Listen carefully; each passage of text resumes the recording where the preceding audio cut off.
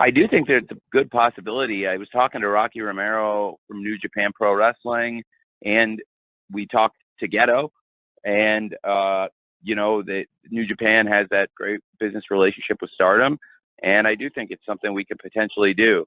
We have such a great roster right now, and I only want to do things that can make it better and expand it. And certainly I think the Stardom wrestlers are some of the top in the world, and they could definitely help us and be great additions. And I'm also sensitive to the length of the shows, trying to keep all the pay-per-views under 4 hours whenever possible. Thankfully, there's not going to be an NBA playoff Game 7 this year, so I don't need to do any of the tricks I used last year to lengthen the show that, frankly, whether anyone liked them or not, they worked.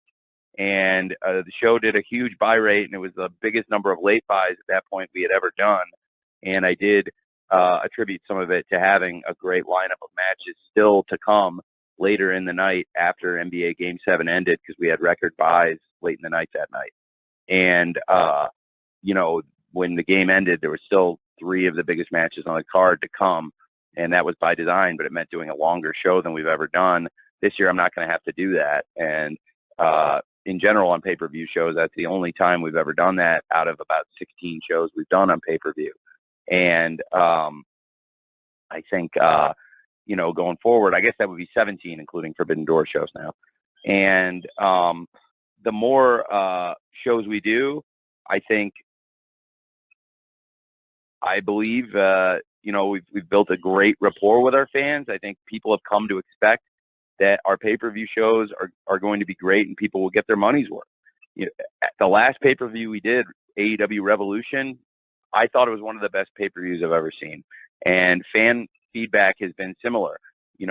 Most pay-per-views don't have a match as good as, say, the Bryan Danielson versus MJF's 60-minute Iron Man match, or the Jon Moxley versus Hangman Page Texas Death match, or the Elite versus House of Black match. And this pay-per-view had all 3 and a lot more too.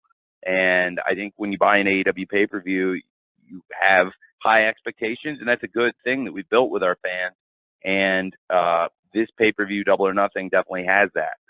The next pay-per-view we'll do will be Forbidden Door, and as you said, there'll be a lot of great wrestlers, international stars, in particular from Japan, that I think could add to that show and make it a great show. So I am considering a lot of ideas, and one of the most challenging things for me, please believe me, is trying to fit all the great ideas in 4 hours. And even if we don't necessarily always do a perfect job, I do think we generally get a lot of great action in 4 hours, and all of our pay-per-views tend to be very, very good, and many of them tend to be great. And I expect the Forbidden Door show will be very, very great. Last year we had a great experience working with New Japan, and I think we can do it again this year. So as far as the Stardom involvement, that's not 100% in my hands or up to me, but I think they would be a great participant, absolutely.